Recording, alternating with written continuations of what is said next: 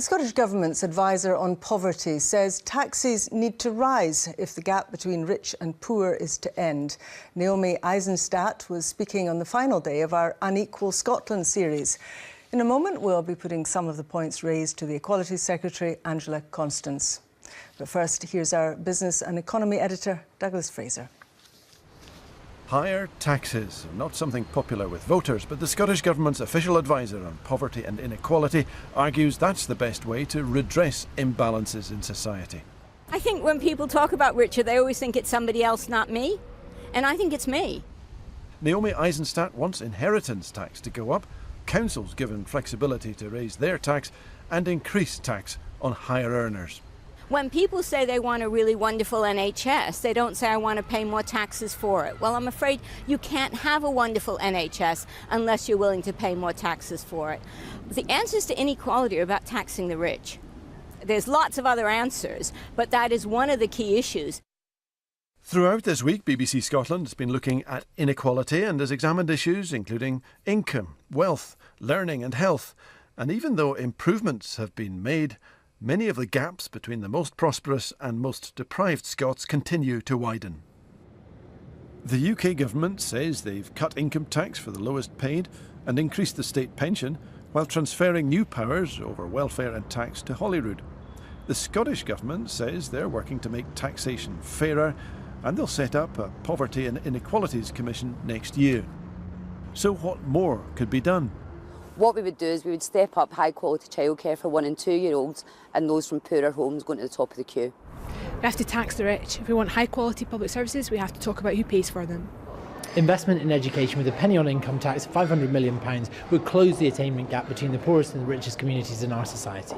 But I think we have to get really serious about making sure affordable childcare is available for all who need it. But it's not just a conventional gap between haves and have-nots. There's a new divide between the old and the young too. My generation is the last generation that's safe. I'm the last of the baby boomers, and I think it is absolutely appalling the amount of free stuff I get at the cost of younger families, particularly families with children. And actually working age adults without children don't do well at all. So I think we do have to think about redistribution in terms of generations. Well, I'm joined now by the Community's Social Security and Equality Secretary, Angela Constance. Good evening to you. Good evening. Your poverty advisor says there, you heard her, that if you're serious about getting rid of inequality, taxes need to rise. Do you agree? Well, firstly, let me say I really welcome the BBC's focus on tackling inequality and addressing poverty in Scotland this week.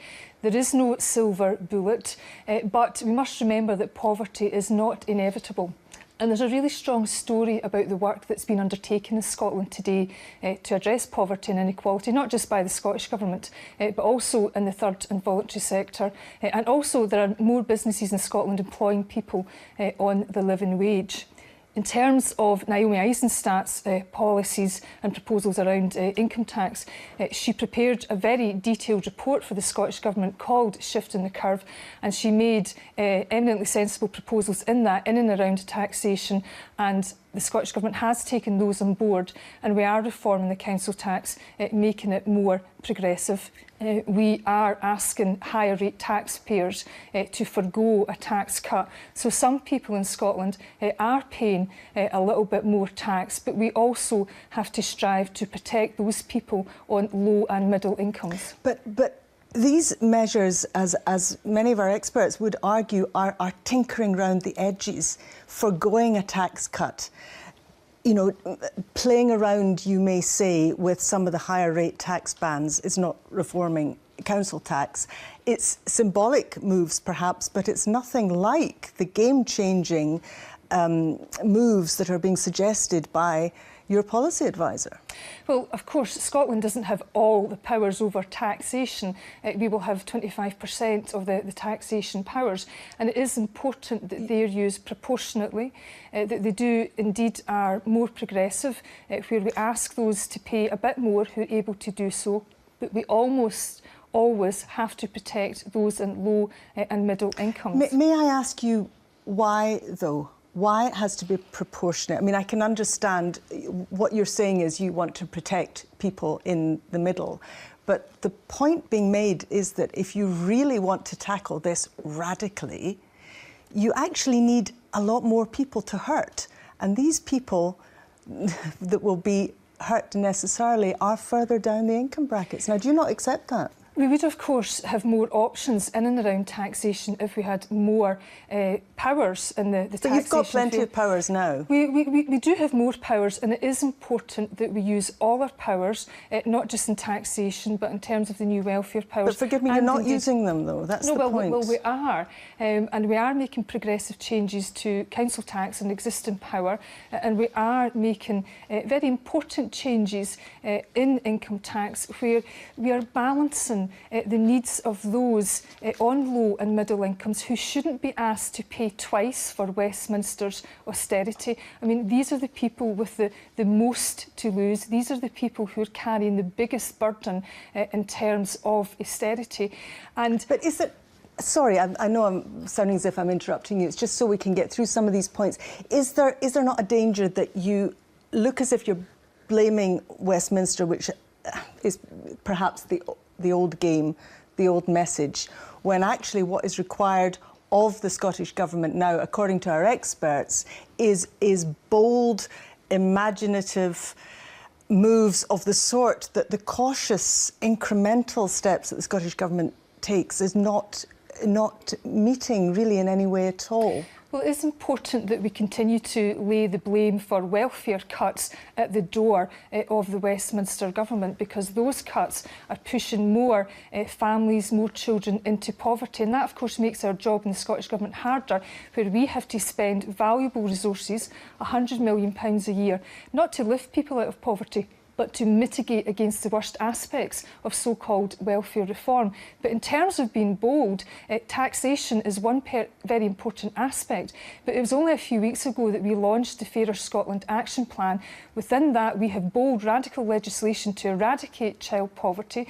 We announced a £29 million fund for community organisations to tackle poverty at a very local level. Do you think you can have economic growth and seriously reduce inequality? Because our expert, Professor David Bell, said that only in very, very limited conditions is that possible. And your government's committed to economic growth. Well, actually, I mean, the international evidence would show that supporting and promoting economic growth goes hand in hand with tackling inequality and poverty.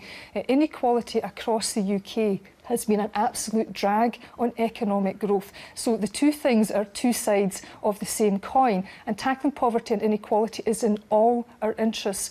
But in terms of bold, radical plans, the Fairer Scotland Action Plan is putting more money into communities, the £29 million new fund that I mentioned, legislation to eradicate child poverty by introducing radical income targets, acknowledging that family income is the biggest driver of child poverty. We are indeed investing heavily in early learning and childcare, which has been described by Heriot-Watt University as possibly the single most important policy in tackling poverty and inequality.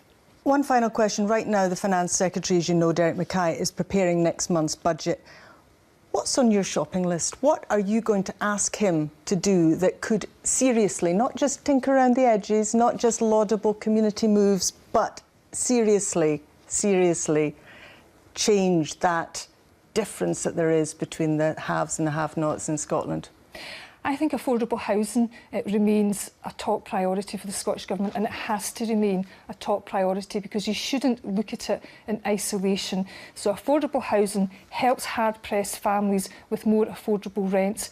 It also helps improve the health of families if people are in an energy-efficient, warm, dry home. And if it's an energy-efficient house, fuel bills will also be lower. And investment in housing is fundamental to growing our economy. Andrea Constance, thank you very much for joining us this evening.